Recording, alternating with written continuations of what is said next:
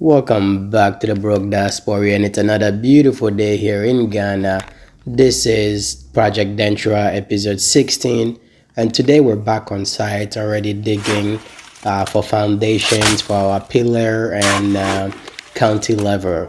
So in this episode, I'm going to show you guys how expensive you actually can get trying to work on building aesthetics, right? When I got the 3D design or the architecture design, it was great to see how beautiful it would look at the end, but forgetting how expensive also it gets to actually achieve those exact designs. Now, I can't blame my architect because when I approached him, I told him I wanted a design that is simple but also beautiful enough that will withstand time, meaning in years to come it will still be a design that technically still matters, still looks nice. So yes, so this is the price to make that happen. So stick around. If you haven't followed my journey yet, please subscribe and go back and watch my previous videos. This is the Broke Diasporian, and in this community I am just showing you guys how it is possible to start slowly with a plan and actually be able to achieve something here in the motherland, Ghana. So we're back on both structure, the left structure and the right structure. And if you looked at the 3D images, you know that in front of each structure, in front of each unit, there is a small cantilever in front of each unit entry, right? So this is all aesthetic. So we need to do pillars that would support the cantilever, and also there is some block laying that does get connected to those pillars just for aesthetics, right? So first, when I got the design, I thought all those aesthetics would be something that we just use blocks to just get them done, completely ignoring the fact that all of those needs to be built strongly, meaning it is going to require a lot of iron rods, right? So that's a learning. Do I regret it? I don't think so, because I still wanted a nice design. I wouldn't have compromised to just get something very basic done just to save on this, right? So in the end, I think it will pay off once it actually does look like the finished product. So I do have the architect on site. These are some of the important phases that I tell you guys that I make sure to have the architect on site just while they are at the ground level of everything. So if any correction is needed, this is where he gets to make those corrections before he actually goes up. So important stage, architect's presence. That's my rule that I've been working with since on this project. So this architect has been part of this project since conceptualization of the project, just on drawings, till first day taking ground, and he has been a part of each step. So we're already working on our iron rods, you can see, for the pillars and some of just the columns that we need to do. Even though it's aesthetic, you need to make it strong so it does last, right? So here is we're working already on the mat. Our steel bender is on the side getting his job done so that it's easy to just start placing them in. You can see that. Now, since I mentioned that I'm not regretting this, right? But is it a lesson for anybody else here? Yes, you would take this into factor, knowing that aesthetics also does come with expense when you're trying to make your building look nice, right? Because if you can see, we are pretty much done with the what is it called, the main structures, right? So someone can just decide like, well, I don't really want to go through all of this, then you have a very basic design that's just there, right? So this is it. We're already placing the pillars. So then you will see that what we're trying to create, right? There will be two pillars next to each other, and then that's how to support the cantilever that's coming up just slightly, what is it called, up out against what is it called, the main structure that you see right now, right? So just slightly up. And then in some of the middle buildings, we just have some aesthetics pillars that just goes up, right? There's nothing that would be on top of it, right? It's not going to support any weight or anything like that, but it's just aesthetics wise, and it still does require our iron rod. So see that? Ok. There you go. Man, this took a lot of 12 mm, 14 mm, some 16 mm. And then also, when I told you guys I purchased 100 bags of cement, or that's usually the order that I make, right? Knowing that even after the polytank casting, we needed to do all of this here. So we still have enough cement bags left to be able to do all of these castings that you're seeing here. So we've started casting already. So let me get close enough to show you guys, right? So on here, you can see the iron rods work that is just against the wall, right? So that means we're just going to cast some cement up against that wall, right? And then you have the iron rods that supports it. But we had to put our DPM on the ground before pouring concrete. Still actually doing it as a complete job. So does come at an expense, right? So there we go. And then these are the pillars that you can see, right? There's going to be two pillars next to each other, just like that, not too far from each other, but it's just to support that little cantilever that just comes up in front of each unit, or goes all in front of the two structures, right? So you can see what we're trying to do there. We're already getting the framework done for the pillars. There you go. So a lot of just aesthetics, but in the end, it pretty much seems like we're doing another construction. When it came to labor that we needed, the wood that we needed, the cement that we needed, pretty much all of these pillars that we're doing, right? Even though they may not be big pillars, right? Because they're not supporting that much, but it is still a lot of it that we need in front of each unit. So this is the middle aesthetic one that you saw initially, that was we made on the wall, right? Now when we're taking off the wood or the casting, after the casting is done, you can see it's just a flat surface that later on we would see a type of design that we'll do on it, right? So that's why I say it's aesthetics.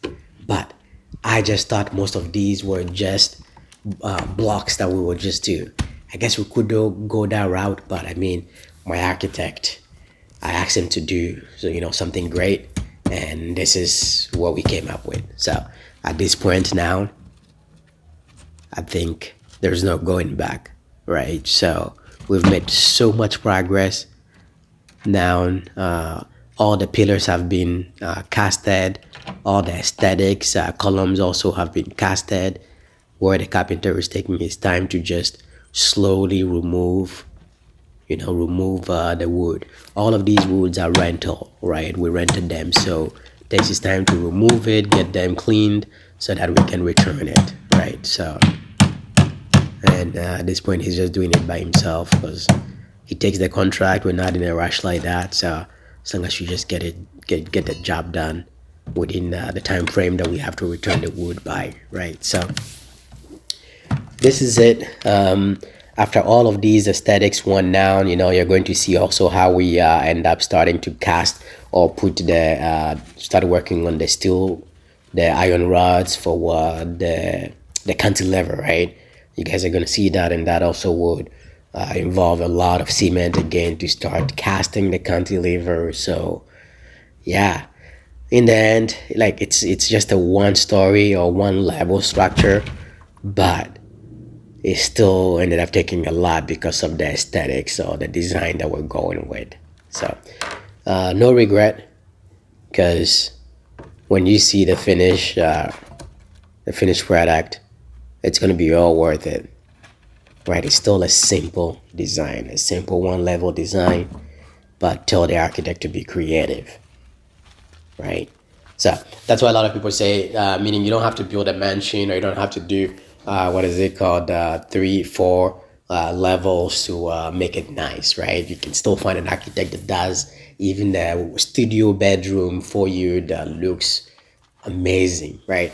So now you can see on some of the design, this is the cantilever that comes up or projects a little bit out against the main building, right? Against the main structure.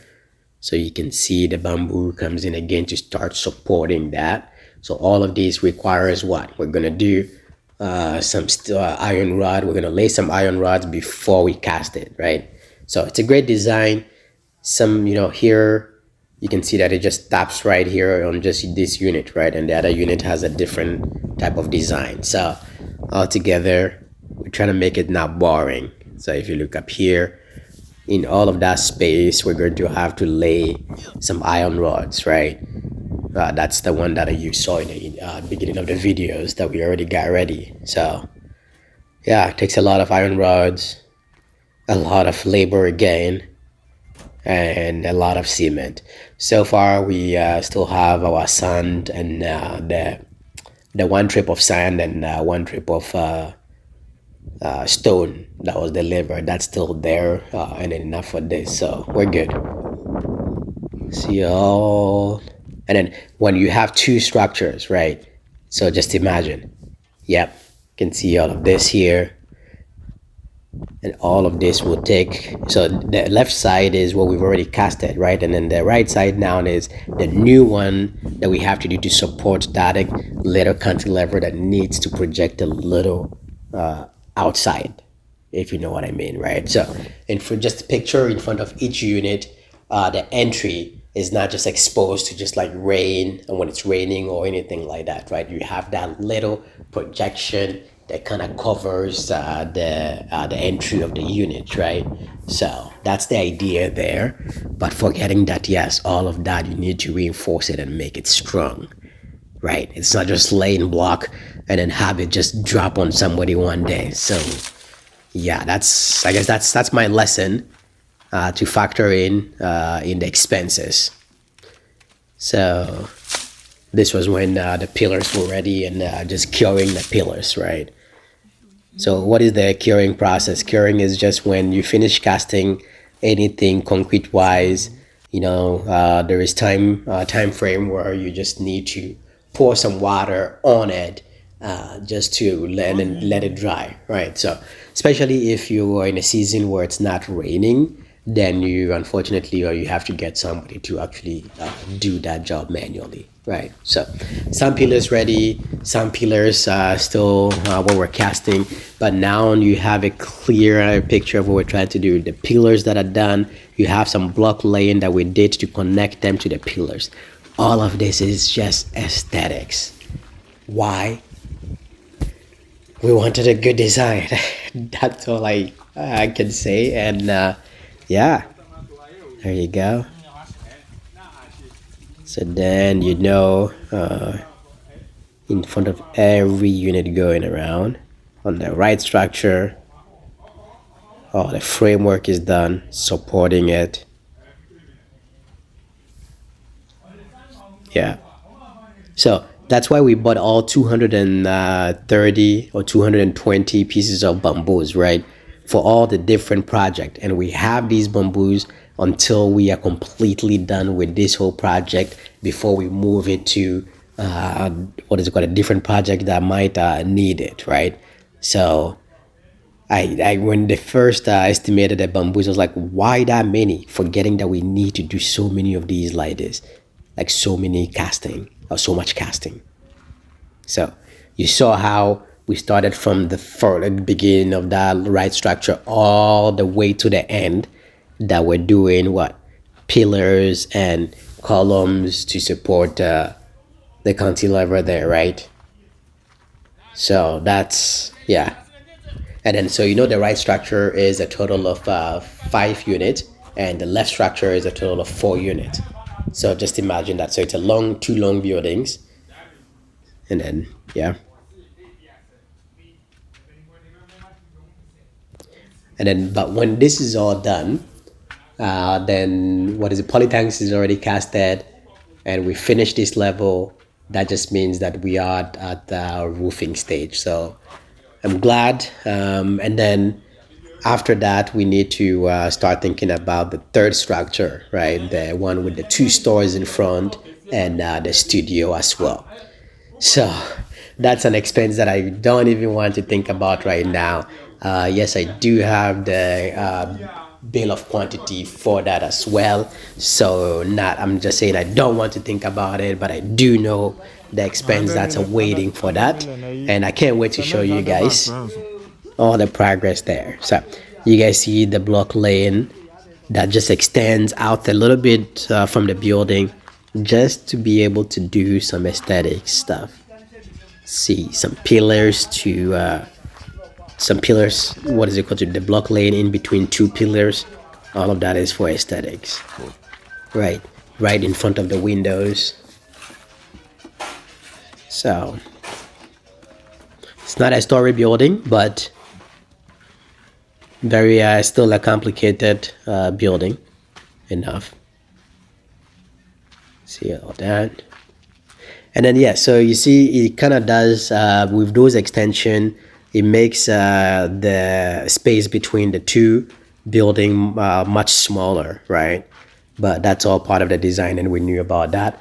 And then we already have a landscape design on what the middle is going to look like, right? So for the purpose of what we're building, this was designed perfectly to be this way. And then we have some units that are like very long windows, not just standard windows. I'm still kind of debating on these windows because yeah, the architect wanted to go crazy and does very unusual, is it unusual windows, but became creative on some of the windows, right? So in the end, either I keep them that way or I decide to maybe change them just to save on some expenses if it makes sense, right? If not, if aesthetically it makes sense to keep it that way as the 3D designed, then we'll keep it that way, right? So this is the back there, the back. Man, so progress. I'm so happy to see where Project Denchira is at right now. Because if you've been with us, since day one, look at how all these just like came up from nowhere. Move on to the next phase. Polytank structure is ready. So, yeah.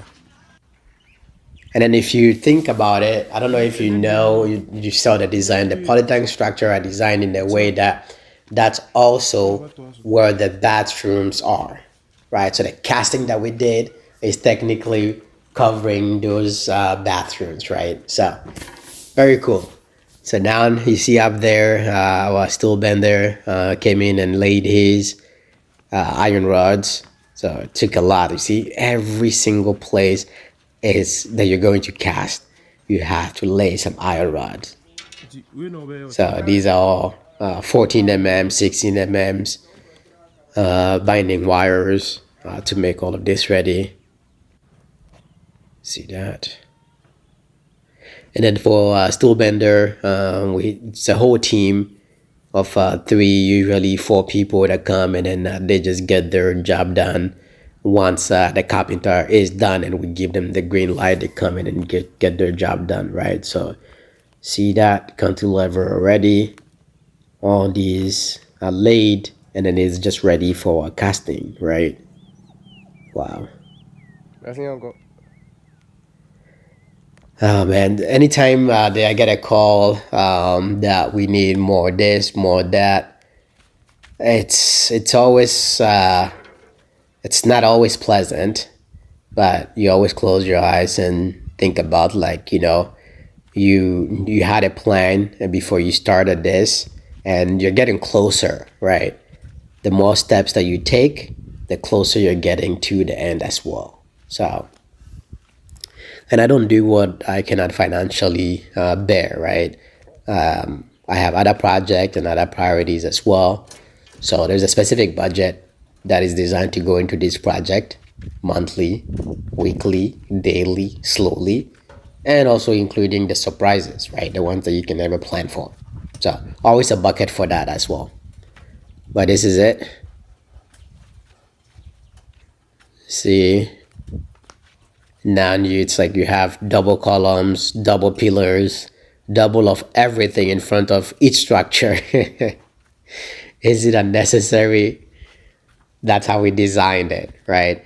And then you see, yep, there you go. That's a window. And then in these holes right here is what we're still debating, right? It's for aesthetics purpose. So what do we fill it with in that casting? So options given to us was either just do a light mixture of concrete, but not too not too strong or too solid, just for that, or fill it with sand. I don't like the idea of sand, right? Because what if stuff like trees, like stuff just start growing in there? So anyway, this is now after casting. See all of that. So this is designed with a slope in mind, right? Because it's just a one level, and then the roofing needs to be sloped for to direct the water. But you can see the casting of columns all done. Double columns, double pillars, but yes, we're done with the casting on both sides actually, right? So a nice an amazing stage again, finished or accomplished.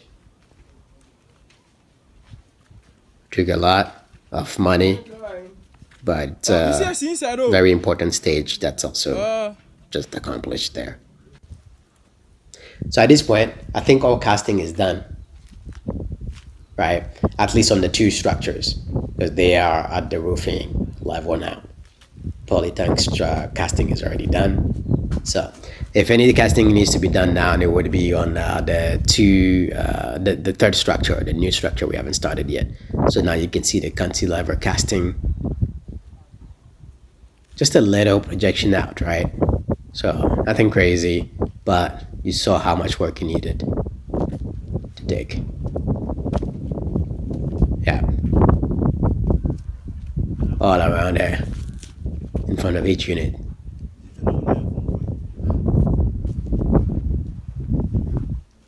Well, thanks for making it so far.